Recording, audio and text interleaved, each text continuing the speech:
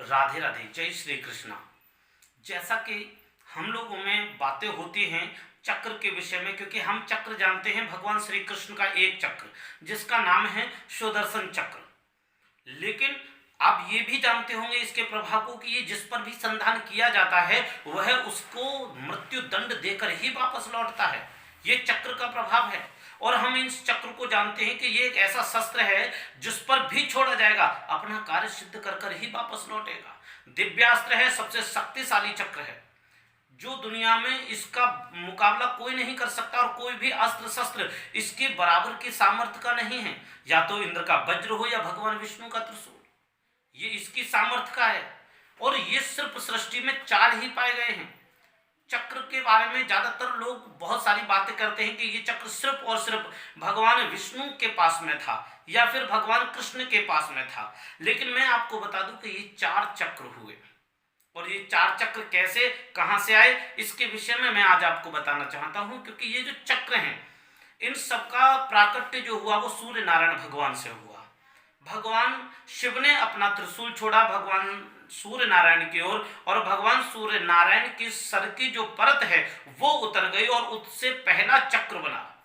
भगवान सूर्य नारायण की सर से पहला चक्र बना जिस चक्र का नाम जो था भवरेंदु चक्र था, जो भगवान शिव के पास में था। भवरेंदु चक्र सबसे ज्यादा सामर्थ्यशाली।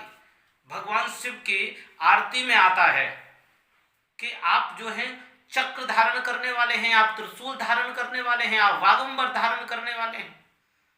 क्यों? क्योंकि हम लोग जो है सिर्फ एक ही चक्र के बारे में सुना लेकिन भगवान शंकर के चक्र के विषय में कभी नहीं सुना। लेकिन मैं आपको स्पष्ट कर देना चाहता हूं कि भगवान शंकर के पास में भी चक्र था जिसका नाम था भवरेंदु चक्र, जो कि है बहुत सामर्थ्यशाली है। और जब भगवान विष्णु ने शिव की आराधना की और जब भगवान शिव प्रसन्न हुए तो भगवान शिव ने भगवान विष्णु को एक चक्र दिया जिस चक्र का नाम था कांता चक्र।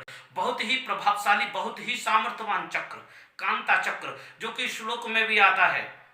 शांताकारं भुजगशयनं पद्मनाभं सुरेश्वरं विश्वाधारं गगन सदृशं मेघवर्णं शुभांगनं लक्ष्मीकांतम, अर्थात लक्ष्मी जी के लिए कहा गया। और जो धारण करने वाली चीज है चक्र जो है वो कांता नाम का चक्र जो भगवान विष्णु का चक्र था। और भगवान कृष्ण को चक्र जो दिया वो भी भगवान शिव ने ही दिया जिसका नाम सुदर्शन चक्र था, जिसका प्राकट्य जो है वो सिर्फ और सिर्फ भवरेंदु चक्र से हुआ था। और मैं आपको बताना चाहता हूं कि सबसे महत्वपूर्ण बात जिस चक्र के विषय में ज्यादातर लोग नहीं जानते, जो देखने को मिलता है मां भगवती के पास। पहला चक्र हुआ भवरेंदु चक्र, दूसरा चक्र हुआ जिसे कि हम जानते हैं भगवान विष्णु के पास कांता चक्र, और तीसरा चक्र जो कि भगवान कृष्ण के पास था जिसे हम कहते हैं सुदर्शन चक्र। और इन सभी चक्रों में सामर्थ्यशाली जो चक्र था जिसका नाम था मृत्यु मंजरी, सबसे शक्तिशाली चक्र मृत्यु मंजरी, जो सिर्फ और सिर्फ एक ही चक्र है सृष्टि में।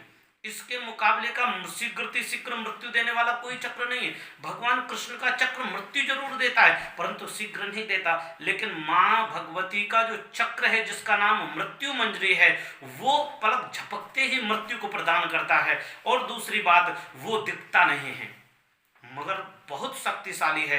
इसे स्वान ऊर्जा के रूप में तब्दील किया गया है। सूर्य भगवान की जो किरणें हैं उन किरणों के माध्यम से जाना जाता है उस चक्र को, और वो सिर्फ और सिर्फ तेज छोड़ता है और शीघ्र हजारों व्यक्तियों को एक क्षण में मृत्यु के घाट उतार सकता है। बहुत ही शक्तिशाली मृत्यु मंजरी चक्र जो मां भगवती के पास में था।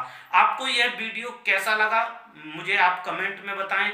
और मां भगवती और भगवान विष्णु और कृष्ण भगवान और इस चक्र के विषय में, भगवान शंकर के चक्र के विषय में किस किस को जानकारी थी और नहीं थी, तो आपको ये जानकारी कैसी लगी आप हमें बताइएगा।